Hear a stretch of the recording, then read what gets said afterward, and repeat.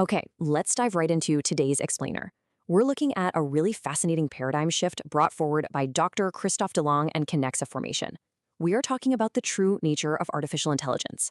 And instead of the usual hype cycle, we're actually stripping this right back to the underlying math, a bit of philosophy, and how this directly impacts high-stakes, real-world human decisions. But before we get too deep, we really need to stop and ask one fundamental question. It's the question that separates the grand public illusion of AI from its actual mathematical reality. Is AI a deterministic oracle that just hands us absolute truths? Or is it just a probabilistic parrot? Keep that tension in the back of your mind as we go. So here's our roadmap for today. We're going to start with a deterministic illusion, then move right into the probabilistic reality. After that, we'll hit Wittgenstein and the wall, look at the impending AI crash, explore the role of the sovereign clinical expert, and wrap it all up with the Kinexa vision. Let's do this. All right, Section 1, the deterministic AI illusion. It's actually wild how completely disconnected the legal view of this tech is from how it actually works. Like, look at the contrast here. You've got legislators treating AI like it's this rigid, old-school filing cabinet where A always equals B. But the reality, large language models are fluid statistical engines. It's way less like pulling a file and way more like throwing dice in a chaotic storm of probabilities. They don't retrieve facts, right? They calculate likelihoods. And, well, this creates a massive legal headache when it comes to explainability. The law demands a clear step-by-step chain of logic. But from a system running on literally billions of statistical probabilities, that is a structural impossibility. Honestly, it's like pointing at a raging river and demanding that it explain exactly why one specific drop of water flowed over one specific rock. It just doesn't work that way. Moving right along, Section 2, the probabilistic reality. So at its very core, AI is basically doing really advanced autocomplete. It's predicting the next word based on a conditional probability distribution. Mathematically, that's P of y given x. It's rolling the dice to find the most mathematically fitting puzzle piece for whatever prompt you gave it. It doesn't actually know why a fact is true. It just knows that certain words tend to hang out together. There's a brilliant quote from the source material that hits the nail on the head here. To translate roughly, a deterministic AI would be a giant dictionary. Current AI is a collaborator. Think about it. If we forced AI to be 100% deterministic, we'd basically just have a very inflexible, ridiculously expensive dictionary. But today's probabilistic AI, even with all its weird quirks, is an incredible collaborator, but only if you actually know how to guide it. Okay, Section 3, Wittgenstein and a wall. To really grasp why AI is starting to hit the performance ceiling, Kinexa Formation points us to the philosopher Ludwig Wittgenstein. Now, in his early work, The Tractatus, he argued that language was just this perfect logical picture of the world.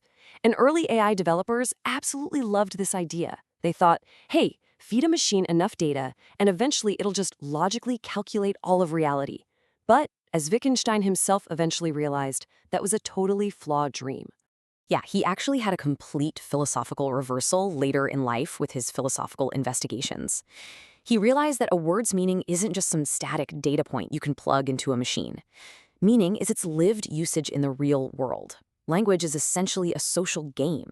You can only truly understand a word if you share a form of life with the person who's actually speaking it. So what does that mean for our AI? Well, it means AI completely lacks a form of life. Sure, it can perfectly spit out the clinical dictionary definition of the word stress. But because it doesn't have a physical body, no heart rate, no physical exhaustion, it will literally never actually understand the crushing physical weight of that stress. It's just playing the game of language without actually living in the world. Which brings us to Section 4, the impending AI crash. Because of that philosophical absence, that lack of a real-world anchor, we are heading straight toward what the sources call the AI crash.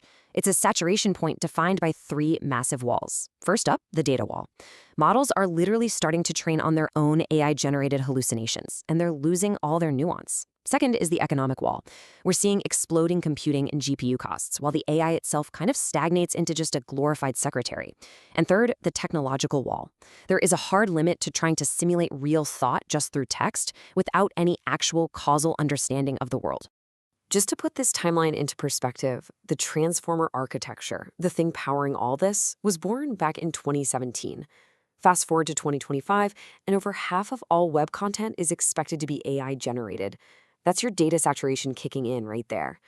The sources estimate that to actually survive the next decade, we're going to have to transition completely away from these probabilistic text models and move towards situated world models.